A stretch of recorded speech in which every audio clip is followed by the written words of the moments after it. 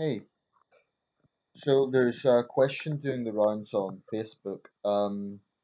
It's one of these kind of, I guess you'll call it vox pop questions where someone just poses a question and it's kind of free to answer.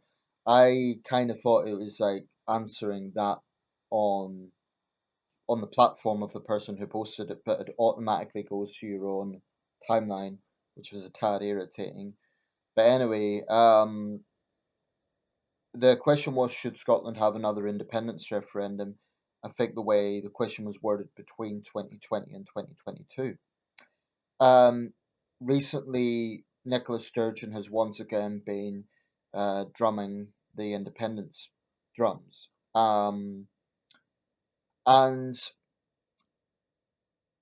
Brexit has caused what I feared a galvanisation in the Scottish nationalist position. I'm not going to say the argument because I don't think it's a particularly logical argument. But it certainly galvanized their rhetoric. It's galvanized maybe even some support for them. So it goes like this: most Scots chose to remain in the EU. So why should Scotland remain in the UK when the UK is coming out? Now, on the surface, that sounds like a fair argument. But when we're thinking about mandate, the fact of the matter is more Scots, and I mean in absolute terms here, I'm not talking about percentages or swings, I mean actual individuals, more Scots voted to remain in the UK in 2014 than to remain in the EU in 2016. So for the SNP to use the Scottish Remain vote as a mandate is misleading. I'm not surprised they're doing it because the only thing the SNP cares about is independence. But it's a false premise because they're saying there's a mandate for that, whilst they're totally ignoring the mandate of 2014. And when you get down to the fundamental argument, what does it come down to? Let's leave a 400-year-old union to stay in a 46-year-old union. That doesn't make much sense.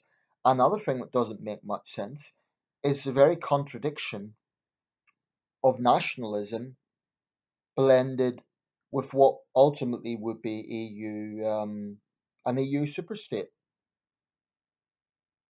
or at least ever greater integration. I don't entirely believe the Brexiteer argument that the EU is going to end up a superstate because I don't think individual member states will ever allow that to happen. I think at that point there'll be Frexits and there'll be Italexits, etc. But nevertheless, it was one of the major motivating factors for Brexit. Many people had legitimate concerns that EU does not respect sovereign states.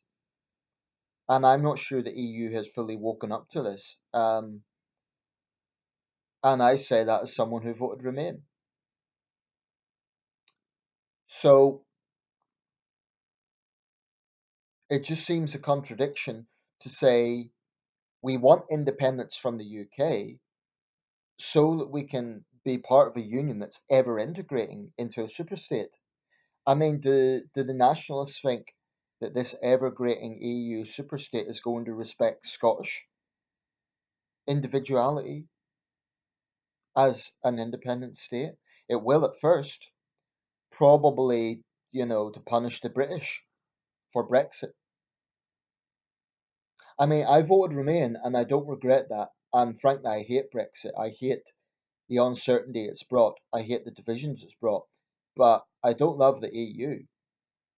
I've never loved the EU as an institution, and I can see why people are so skeptical of it. I would also be interested in hearing Eurosceptic Scottish nationalists because they will be out there. Nicola Sturgeon is automatically tying pro Europeanism to independence as if they're one and the same thing. I'm sure there are Scots like myself who vote Remain but don't want to see independence. And I admit there is crossover, there are a lot of people who voted Remain and now want independence, but I think that's a contradictory position. Of course, I don't want to see another independence referendum. I don't want to see my country broken up. Simple as that. And the UK is my country. Um, I think what referendums have shown in recent years, whether it be the Scottish referendum in 2014 or the European referendum in 2016, they're fundamentally divisive. And I do believe it is a cloud on Cameron's legacy that he felt the need to call these referendums. And he will say, oh, we had to because it was a manifesto pledge. Well, maybe it shouldn't have been a manifesto pledge. All referendums do is cause division. And I think another EU referendum would do that along with another Scottish independence referendum. I mean, at what point do we say, let the dust settle? You know, are we going to have referendums on every single issue until the losing side gets what they want?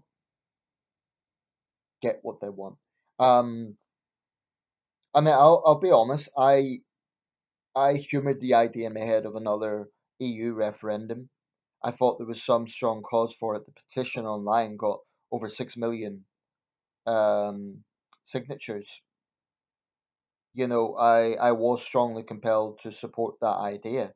But the problem is, if you support, you know, if you love the United Kingdom and you support another EU referendum, then it would be hard to tell the Scottish Nationalists that they can't have another referendum.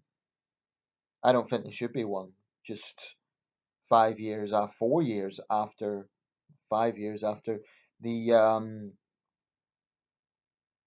you know, there was a resounding victory for Better Together, and it was. I mean, Scotland's a fairly small place, and the difference in that vote was equivalent to the city of Leicester. So it wasn't a close thing. Don't let the Nationals tell you that. It's not true. It was not close. It was decisively a Better Together victory. So I don't see the need for certainly not another Scottish independence referendum, but not another EU referendum either. I think we don't need any more referendums. General election, I think there's more of a mandate for a general election than the referendums.